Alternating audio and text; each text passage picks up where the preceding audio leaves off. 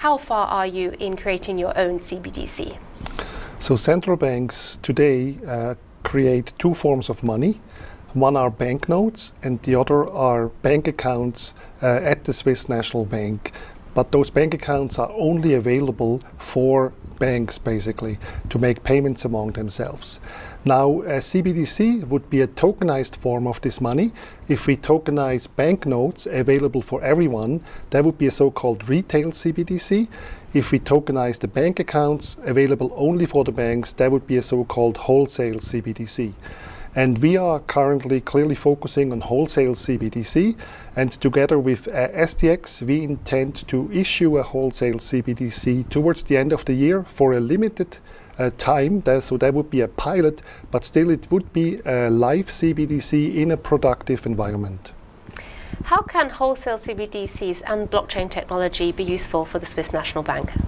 So central bank money does not contain counterparty risk. That's very different from private money like commercial bank accounts or tokenized forms of private money like stablecoins.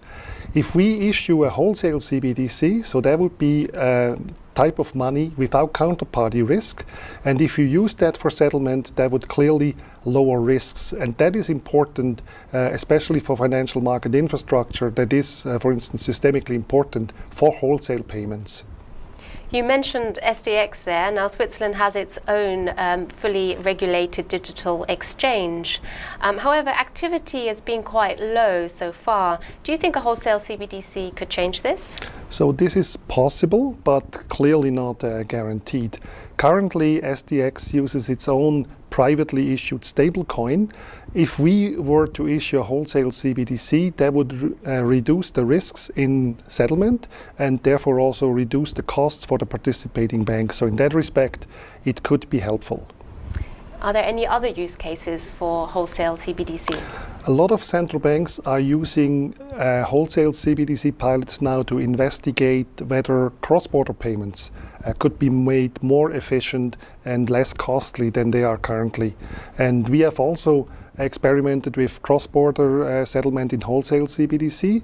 Together with the Banque de France, we had a project called Jura, which was, I think, quite successful. And currently we have a very interesting project called Mariana, where we are not only testing the cross-border settlement, but also the foreign exchange. So we built for that specifically, together with the Banque de France again, and together with the Monetary Authority of Singapore, a decentralized exchange.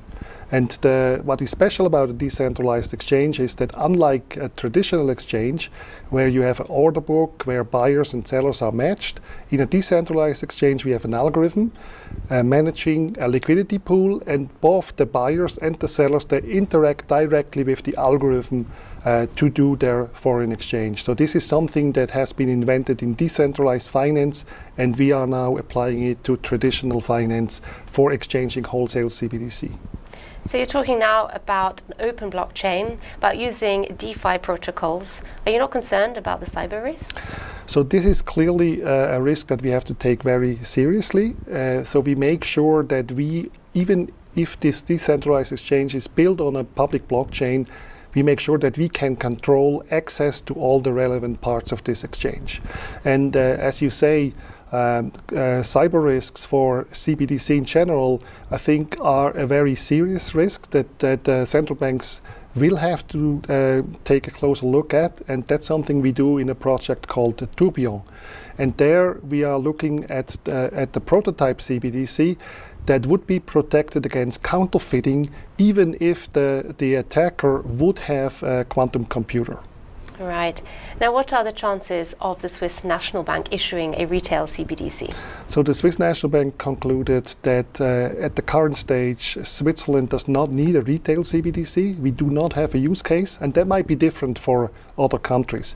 But the arguments you usually have in favor of retail CBDC, like financial inclusion, improving the payment system, these are all factors that are not really relevant for Switzerland, and that is why we are focusing on wholesale CBDC. Great. Thank you, Thomas, for talking to me about the projects going on at the National Bank. Thank you for having me.